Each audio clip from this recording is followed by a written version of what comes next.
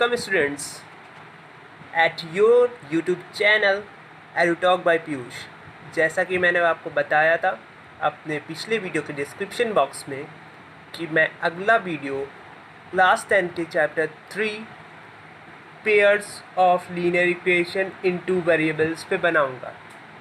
तो स्टूडेंट्स ये जैसा कि आप देख सकेंगे कि ये इंट्रोडक्टरी पार्ट है और इसमें आपको पता चलेगा कि आप कौन कौन से टॉपिक पढ़ने जाएंगे इस चैप्टर के अंदर। तो चलिए देख लेते हैं कौन कौन से टॉपिक आप पढ़ेंगे। सबसे पहले इस चैप्टर का इंट्रोडक्शन आपको पढ़ना पड़ेगा, जो कि यह इसी वीडियो में आपको पता चल जाएगा इस चैप्टर के अंदर क्या क्या है और ये चैप्टर कैसे शुरू हुआ। Second, pairs of linear equation in two variables. Linear equation तो आपने पढ़ी है मगर लीनियर इक्वेशंस नहीं पढ़ी है। लीनियर इक्वेशन ये जो है ये तो आपने पढ़ी है इक्वेशन, मगर इक्वेशंस नहीं पढ़ी। मतलब कि आपने सिर्फ एक इक्वेशन पढ़ी है जो कि लीनियर थी क्लास 9th में, मगर आपने पेयर नहीं पढ़ा है, pairs of linear equation in two variables.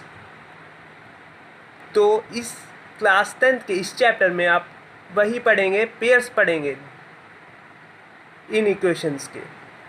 तीसरी चीज़ जो आप पढ़ेंगे वो है graphical method of solution of a pair of linear equation. आप इन लीनियर इक्वेशंस के सॉल्यूशन निकालना जानेंगे ग्राफिकल मेथड से। ग्राफ तो आपको पता ही होगा कि क्या ग्राफ होता है और उसमें कितने कोऑर्डिनेट्स होते हैं। उन्हीं कोऑर्डिनेट्स पे हम इन लीनियर इक्वेशंस के सॉल्यूशन निकालेंगे और सॉल्यूशन भी आप जान जाएंगे सॉल्यूशन किसे कहते हैं। चौथी चीज़ जो आप पढ़ेंगे, algebraic method of solving a pair of linear equations. मतलब कि आप इसमें मेथड्स जानेंगे कि कौन कौन से मेथड्स के ज़रिए आप इन लीनियर इक्वेशंस के सॉल्यूशंस निकाल सकते हैं। तो आपको इस चैप्टर में 3 मेथड्स पढ़ने हैं जो कि आपको दिख रहे होंगे। पहला सब्स्टिट्यूशन मेथड, दूसरा एलिमिनेशन मेथड, तीसरा क्रॉस मल्टीप्लिकेशन मेथड। ये 3 मेथड आपको पढ़ने हैं जिसके ज़रिए आप लीनियर इक्वेशंस के सॉल्यूशंस निकाल सकेंगे। पांचवी चीज़ जो आपको पढ़नी है वो है equations reducible to a pair of linear equations in two variables. आपको इक्वेशंस कुछ इस प्रकार की मिलेंगी, 3/x plus 4/y is equal to 10, इस तरीके की। सॉरी स्टूडेंट्स, आपको पेंसिल के ज़रिए वो दिख नहीं रही होगी इस इक्वेशन जो मैंने लिखी थी। तो अब आपको बताता हूँ कौन सी इक्वेशंस को आप लीनियर इक्वेशंस में बदलेंगे। जैसे कि 3/x plus 4/y is equal to 6। ऐसी कुछ फ्रैक्शन में इक्वेशंस होंगी, उनको आप लीनियर इक्वेशंस में बदलेंगे।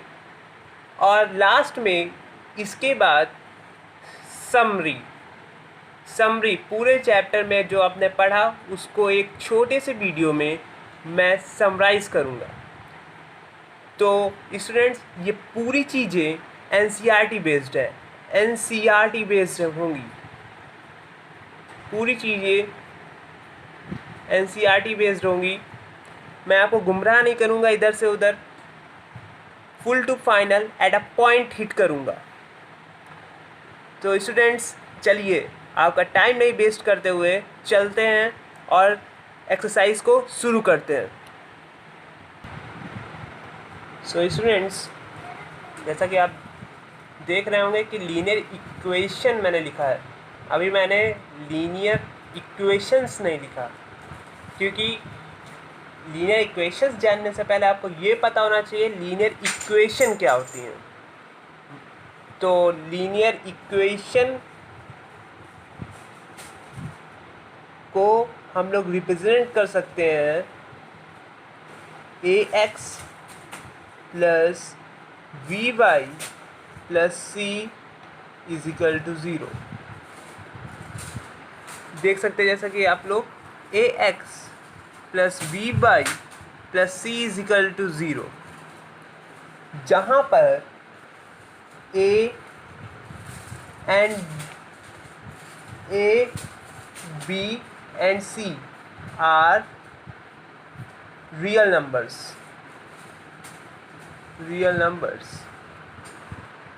रियल नंबर होते हैं a, b और c।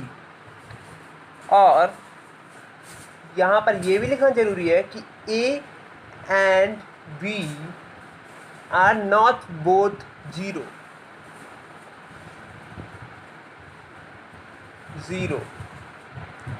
ये एक स्टैंडर्ड फॉर्म है स्टूडेंट्स, ये एक स्टैंडर्ड फॉर्म है लीनियर इक्वेशन की ax plus B Y plus C is equal to 0। मतलब कि इस फॉर्म में हर लीनियर इक्वेशन होती है, या अगर नहीं भी होती तो उसे बनाया जा सकता है। ये एक स्टैंडर्ड फॉर्म है लीनियर इक्वेशन की। अब मैंने जो आपको बताया था कि सॉल्यूशंस क्या होते हैं, सॉल्यूशन जो कि जब हम लोग ये डिस्कस कर रहे थे कि इस चैप्टर में क्या पढ़ना है, तो उसके बीच में आया था कि सॉल्यूशन हम लोग ग्राफिकली मेथड से निकालेंगे, मगर उससे पहले हम लोगों को ये पता होना चाहिए कि सॉल्यूशंस होते क्या हैं। तो solution are the values of x and y which fully satisfy the equations।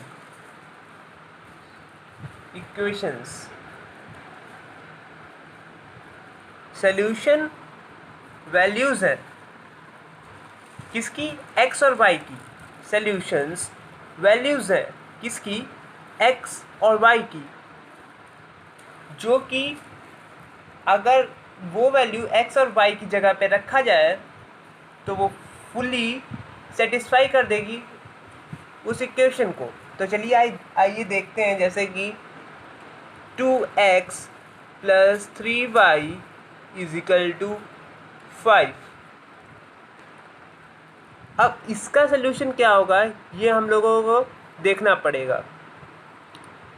हालांकि मुझे पहले से पता है इसका सलूशन क्या होगा, तो मैं आपको बता देता हूँ। इसका solution x is equal to 1 and that's also y is equal to 1 ही है।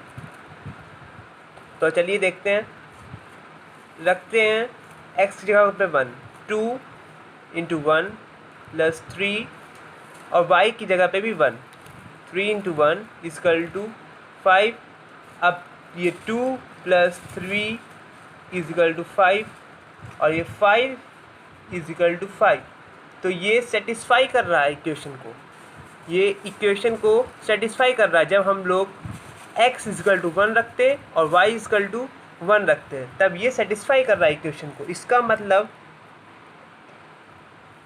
ये हम सॉल्यूशंस को ऐसे भी लिखते हैं x, 1 के फॉर्म में। मतलब कि अगर हम इसको लिखें तो लिख सकते हैं 1, 1। तो ये एक सॉल्यूशन है किसका, इस इक्वेशन का। तो ये एक सॉल्यूशन है। मैं फिर से रिपीट इसलिए कर रहा हूँ हर चीज़ को, जिससे कि आपको पक्का हो जाए। जो भी मैं इस समय पढ़ा रहा हूँ ये पूरे चैप्टर में बोलते रहेंगे सॉल्यूशन, तो आपको पता होना चाहिए सॉल्यूशन होता क्या है। तो ये सॉल्यूशन होता है जैसे कि ये 1, 1 इस इक्वेशन का एक सॉल्यूशन है। ठीक है, तो मेरे हिसाब से आपको अब समझ में आ चुका होगा कि सॉल्यूशन क्या होते हैं।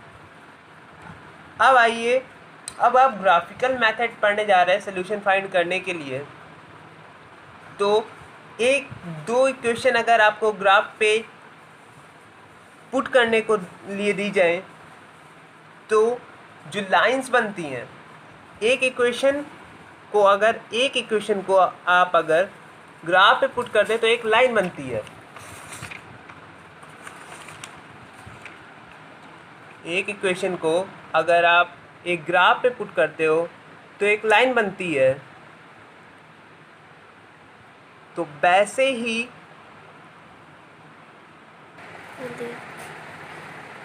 तो स्टूडेंट्स, तो उसी प्रकार से अगर आप दो इक्वेशन को अगर आप ग्राफ पर रिप्रेजेंट करेंगे तो दो लाइंस बनेंगी, और वो दो लाइंस किन्हीं भी दो पेयर्स ऑफ लीनियर इक्वेशन को अगर आप पुट करते हैं तो तीन कंडीशंस बनती है, जो कि तीनों कंडीशन मैंने आपके सामने रखी हुई हैं।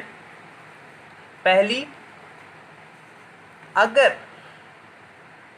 आप दो लीनियर इक्वेशन को पुट करते हैं तो पहली कंडीशन बनती है कि वो दोनों लीनियर इक्वेशंस की लाइन जो कि ज्योमेट्रिकल रिप्रेजेंटेशन है उन इक्वेशंस की, वो इंटरसेक्ट कर सकती है एक पॉइंट पे। जैसा कि आप देख रहे हैं ये एक पॉइंट पे इंटरसेक्ट कर रही है। ये पहली इक्वेशन का ज्योमेट्रिकल रिप्रेजेंटेशन है जो कि एक लाइन है, और ये दूसरी इक्वेशन का है। तो इन दोनों इक्वेशन की ज्योमेट्रिकल रिप्रेजेंटेशन लाइन इंटरसेक्ट कर रही है। ये पहली कंडीशन है। दूसरी कंडीशन ये होती है कि वो इंटरसेक्ट ही ना करें। जो दो लाइंस हैं, equation geometrical representation of equations line, ये इंटरसेक्ट ही ना करें। The two lines will not intersect, they are parallel. ये पैरेलल हो, इंटरसेक्ट ना करें। और तीसरी कंडीशन जो बनती है वो है दोनों इक्वेशन इक्वल हो और वो एक दूसरे के ऊपर हो। जैसा कि कोइंसिडेंट, उन्हें कहते हैं कोइंसिडेंट। इस तरीके के केस में इन लाइनों को कहते हैं इंटरसेक्टिंग लाइन। मैं लिख रहा हूँ इंटरसेक्टिंग लाइन।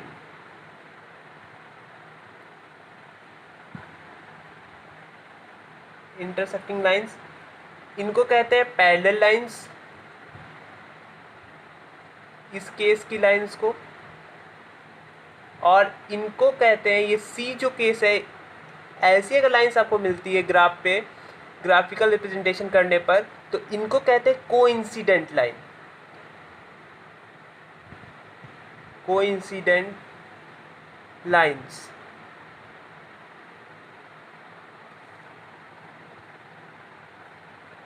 सो ये केस, अब एक और बात आप लोग सुन लीजिए जो कि आगे की एक्सरसाइज में आपको काम आएगी, यहीं पे मैं बता रहा हूँ। इस केस में अगर जिसमें लाइन इंटरसेक्ट करती है, तो उन दोनों इक्वेशन, जैसे कि ये फर्स्ट इक्वेशन की लाइन है, ये सेकेंड इक्वेशन की लाइन है, अगर वो एक जगह पे इंटरसेक्ट करती है तो उनका यूनिक सोल्यूशन होगा। मतलब कि एक ही सोल्यूशन होगा, यूनिक सोल्यूशन होगा। ध्यान रखिएगा, अगर ये केस है वो पैरेलल लाइंस है तो उनका कोई भी सोल्यूशन नहीं होगा, मतलब कि नो सोल्यूशन। केस बी में नो सोल्यूशन होगा, एक भी सोल्यूशन नहीं होगा, नो सोल्यूशन होगा। और अगर सी केस है, दोनों लाइन एक के एक ऊपर हैं, तो इनके इनफाइनाइट मेनी सोल्यूशन होंगे, मतलब कि बहुत सारे सोल्यूशन होंगे। ये बात आप लोग याद रखिएगा। इसे ज़रूरी और बात मैं अपने नेक्स्ट वीडियो में आपको बताऊंगा। तब तक के लिए good bye students, be motivated and be consistent in your work. Thank you student, आपने इस वीडियो को देखा, और अगर आपको ये वीडियो हेल्पफुल थोड़ा सा भी लगा हो तो लाइक कर दीजिए, जिससे कि मैं भी मोटिवेट हूँगा नए वीडियोस बनाने के लिए। और अगली वीडियो में आपको थोड़ा सा और इंट्रोडक्शन देके इस चैप्टर की पहली एक्सरसाइज और दूसरी एक्सरसाइज दोनों करेंगे स्टूडेंट्स। तो सब्सक्राइब कर लीजिए और बेल आइकन को ज़रूर दबा दीजिए, जिससे कि आपको मेरा नेक्स्ट वीडियो जैसे ही आए आपको पता चल जाए, क्योंकि time is precious my guys, time is precious. तो आपको तुरंत पता चल जाए और आप उस वीडियो को देख के आप ये चैप्टर पूरा कर सकें। Thank you guys.